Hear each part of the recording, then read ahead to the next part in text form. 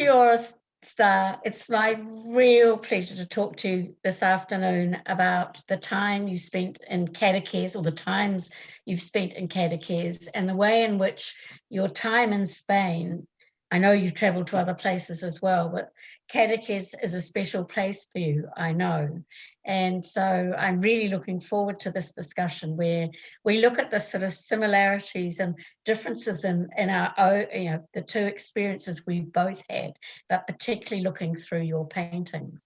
So do you want to just start off by telling us why you went to cateches? Yeah, okay. Ooh, I have to, the reason was a long story, but I'll make it short. In 2000, I read some of Lorca's poetry. I was sitting in a garden in Pakiri and I couldn't stop crying. It made me really cry. And I was like, oh, what's this about? And then I read a play of his called The Evil Spell of the Butterfly, the first play he ever wrote. And I just threw the poetry book in the bush and said, right, I'm going to do this play. And then all of a sudden there was 50 people in Pakiri and we did it in a field. And at the end of that, I just knew after doing that play that I needed to go to Spain and go to where he came from or find out more about his life. And yeah, I ended up going to cateches, and I didn't know at all that Lorca had spent time in cateches. Well, when I started researching Frances Hodgkins, I had no idea at all that she went to cateches because she never once mentioned it in her letters. But as as I've put up on the screen here, cateches is the most beautiful fishing village. And unlike Ibiza, where Hodgkins went, unlike many of Tossa de Mar, it doesn't seem to have changed that much. When you look at that photograph, is that how you see it as well? Yeah, totally. I think it's very well protected, isn't it? Well, they've got that in the nature park, haven't they? In the hills behind, and so it's that thing of that beautiful sparkling water and the way in which the village really it's like it's got arms that go round the harbour. In fact, it's a bit like Dunedin, isn't it, in a way, the way it does that. And then you've got the church right up on the hill. So would you like to just talk, let's just go on to the next screen, and would you like to talk a little bit about, a bit more about Lorca and perhaps about how important cateches has been to so many artists? Yeah, well, that's how originally I went to Spain and ended up in cateches. I think mostly why the thing about cateches is that artists are just all naturally drawn to it, aren't they? Because of all the other artists that have been there. So you that's what I went to do really, is just to see what was there. And if there was still Bohemian artists, and it was still alive and well when I went there, a lot of artists. Yeah, there's a lot of, you see them, the little studios tucked in amongst the very steep streets and things. And obviously not just Lorca went there, Dali, of course, is sort of synonymous with cateches, really, isn't he? And of course, Picasso spent his childhood there. So it obviously drew a lot of creatives because there's a whole lot. Miro spent time there, huge number of Spanish artists. And I just put up on the screen here, we've got the house where Picasso stayed, now called the Casa Latina. And I had, when I was there, that sculpture of Dali absolutely sort of dominates the foreshore, but I never found the sculpture of Lorca, so I'm going to have to go back.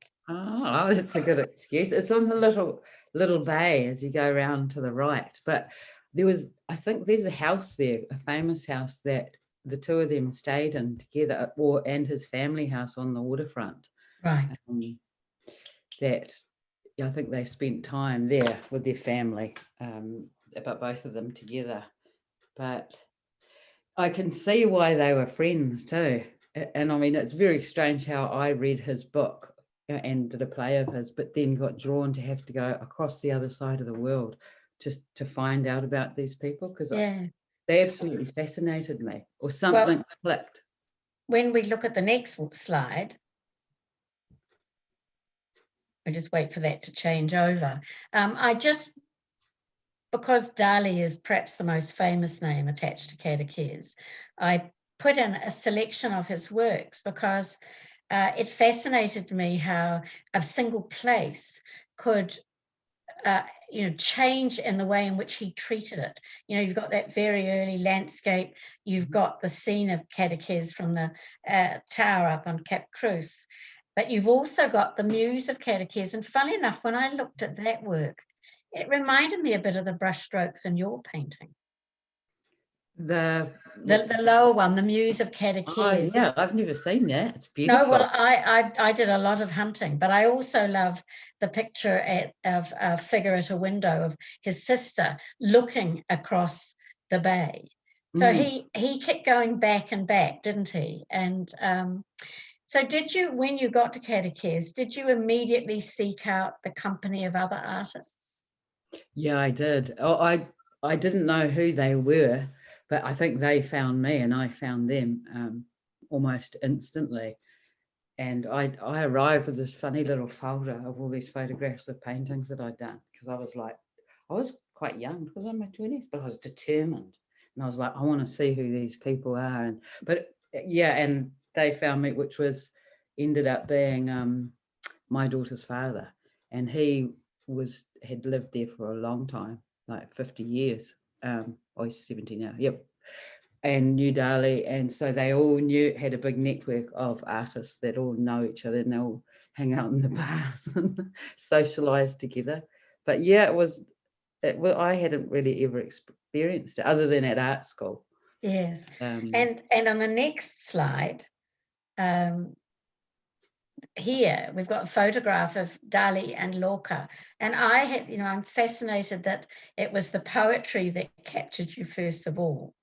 Yeah, it wasn't the Dali's work. I didn't actually know much about Dali, but this painting to the left that you have, I painted that for myself.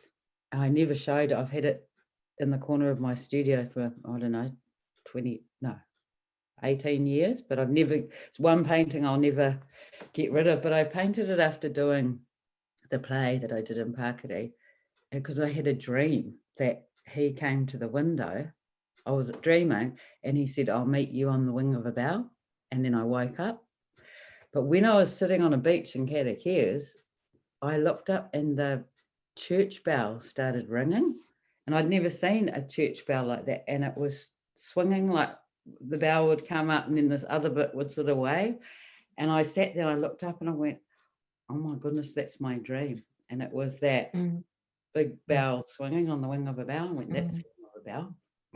Well, this is a little painting, isn't it? And I find it absolutely fascinating. Do you want us to tell us a bit about that white shape that's on the wall in the background? Yeah, well, I didn't even know what that was. I just left that painting and did it. Never really looked at it again. But when I was in years later, I looked at it again and I thought, oh my God, that looks like the church in cateches where I saw that bell. I didn't even know anything about it, but it's very similar. Yes, it is. Splodge. I was like, yeah, it's fun. Well, it's sort of the power of the subconscious, isn't it? But yeah. I also think the painting's fascinating because of the way you've treated the surface. You sort of worked away at it, and with the beach cover, it's almost as if you've dragged the paint off as well as putting it on. Yeah, and I purposely left it all to deteriorate, and it keeps changing. And those little cracks, they actually look like birds flying around now. But it's because I've just let it dilapidate, and I just slam it on a wall in my studio and don't move it and let it fall to pieces. But I think it's wonderful work. I'm really fascinated by it, and also by the palette of it. But if we look at the next slide, I was also fascinated by your depiction of the woman in bed, because I'd done a lot of work years ago on Frida Kahlo, and she was very influenced by the Mexican retablos, which are these tiny little paintings, often on tin, and they're often painted when somebody is seeking for something or needs help with something, and there's a vision in it, and I just thought the resonances between these works are absolutely fascinating. And yet I'm sure it's just sort of synchronicity, it's just chance, but they are works that talk to you in a different kind of way. They're not painted just to be a work of art. They're working through an idea or a thought or a need or something like that. Yeah, well, I've looked at the Mexican, these little Mexican paintings, but I haven't really studied them. But it's true that the connection is there, because I sort of have the same intention, but I don't really know how to put it. I suppose I'm doing the same thing, but maybe quietly for myself. Yes. I don't know. Yeah. And I think that's what Frida Kahlo picked up on as well. She took something that was a traditional thing, but she made it about, but in her case, very much about herself and the things that had happened to her. Now, if we look at the next slide, one of the reasons that I went to catechesis was to try and track down the site of this painting by Frances Hodgkins. And she never said she'd been to catechesis, but when I saw that sort of looped form in the landscape, I realized that there were 2 or 3 other paintings where she'd done the same sort of shape. And when I got to catechesis, I went round the bay on the right, and lo and behold, there is this ancient Roman bridge which links to an island. Now, if we jump on to the next slide, lo and behold, that bridge meant something to you. Would you like to tell us now a little bit about that? Yeah, it's so funny. I didn't know that Frances Hodgkins. I've never seen that painting, but yeah, that was my favorite place, that little island.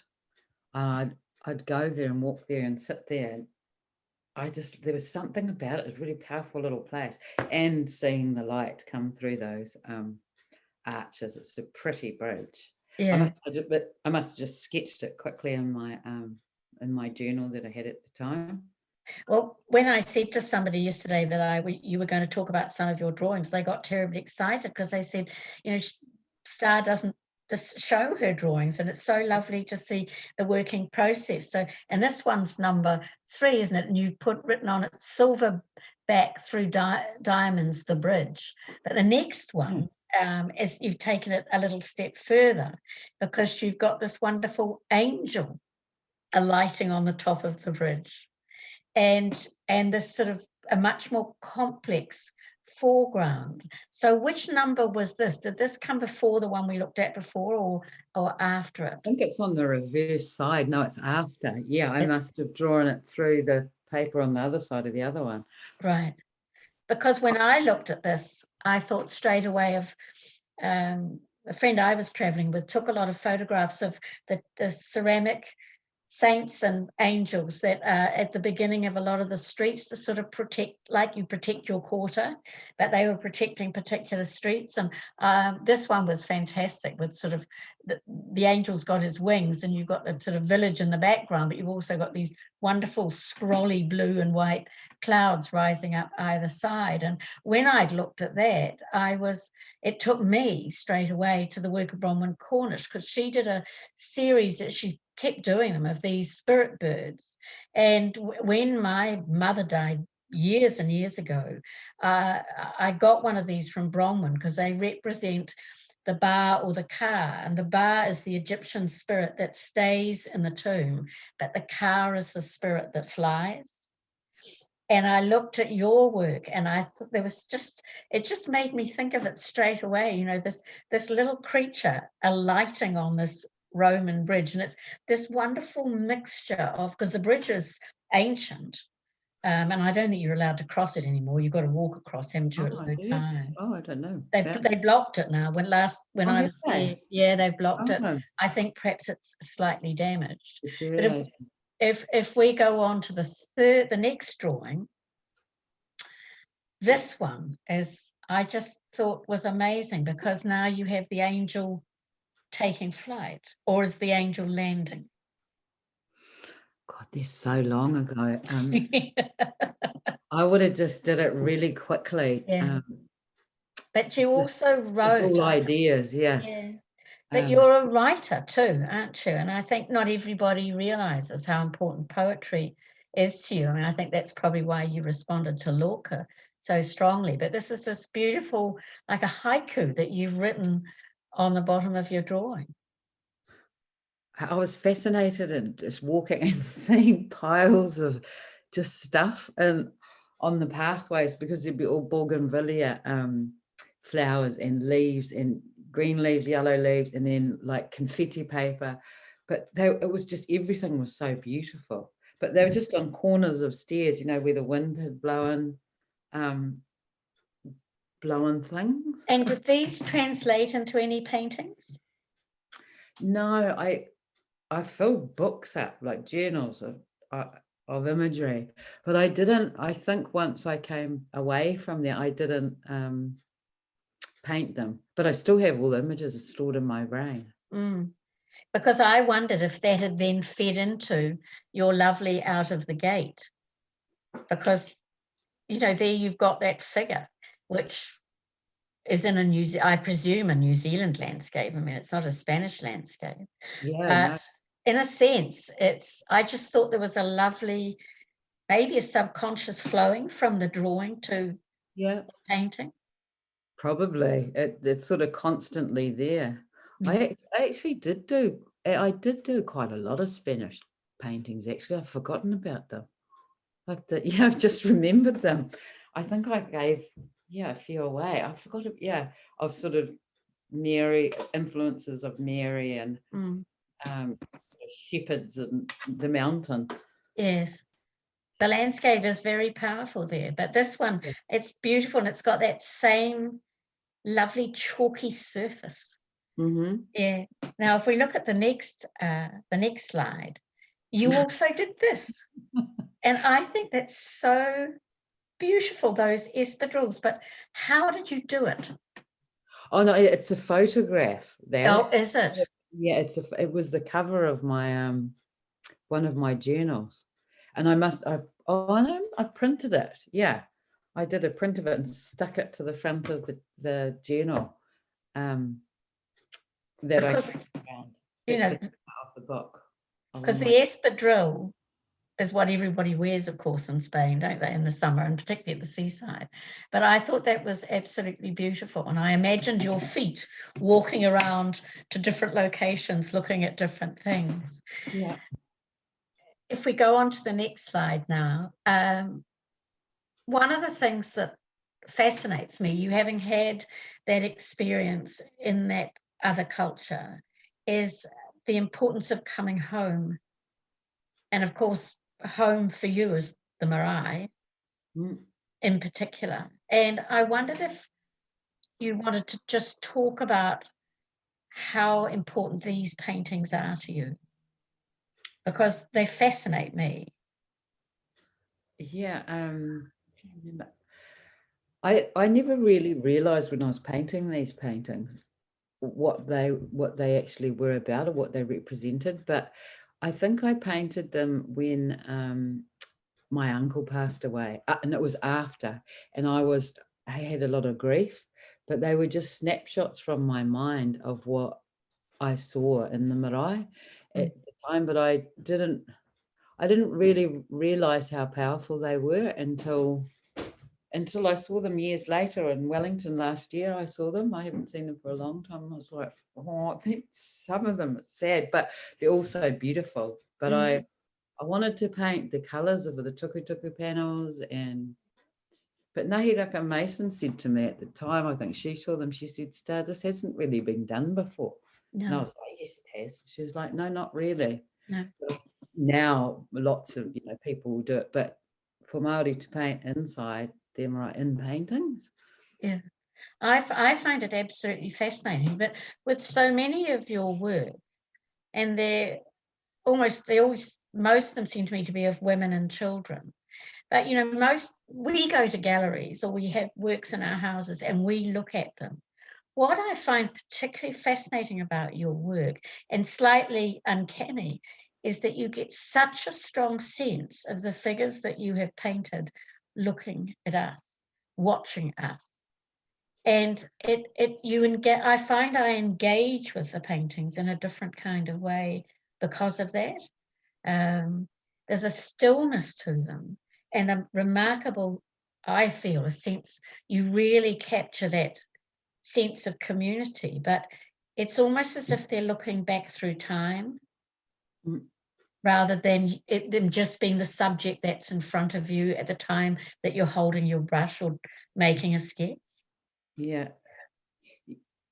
Yeah, I've never really actually thought about that, of the perspective that they've painted in, that they're looking at you.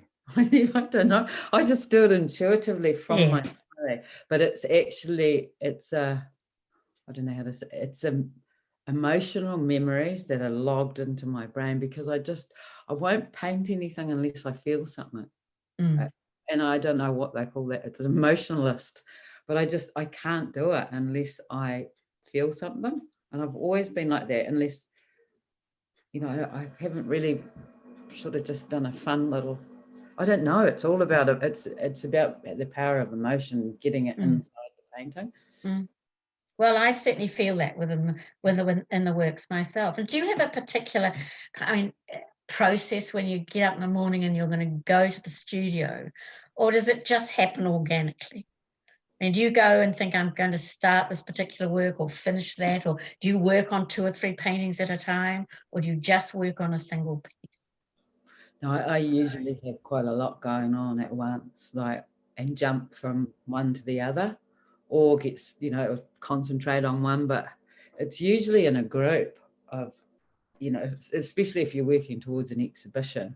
Yes. And that's how it happens. They all start being created at the same time. But yeah, I don't know what pulls me in there, because I've had a bit of time out from it, because I had to stop for a while to just let myself experiment again. Because And when you travel, is that the same sort of thing, that it gives you a bit of, it's like you absorb a lot of things that you're looking at, but you don't have to make something from them. You're just putting them in the memory bank almost, and they may or may not come out.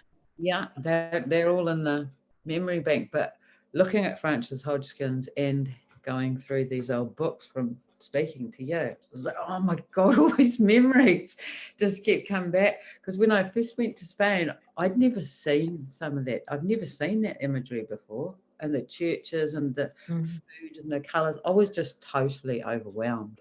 I can imagine. Yeah, by the beauty. Well, during COVID at night, when I go to bed, I go for a walk in Catecheres, and that puts me to sleep. When you can't travel anywhere, you've got to travel in your head. Well, if we look at the next image, this is a particularly beautiful piece, and I see it was painted in 2004, and it's quite a different treatment to Mari. It's, I just think it's the way you've done the atmosphere, but also the way the figure has hills, but the way she rises up against the skyline and against that great, wonderful mass of clouds. It's sort of, I don't know whether it's meant to be evening, but those lovely pinks sort of always remind me of sunset. But there's something so serene in it, but it also made me think again of the Madonna and Child images that you see throughout Spain and so many parts of Europe. It was about my daughter, whose father lives in Spain. But it was when she was born. I can't remember. It must be. She was a baby, or when I was pregnant. Yeah, and it's the same thing. I never really thought that much of it when I painted it, but it's afterwards saying it. I was like, but my life was changing. Because I had a newborn baby. I had no idea. I was thinking I was coming home, pack up my bags and go and paint in Barcelona. But I came back pregnant. I was like, my whole life had changed. Yeah.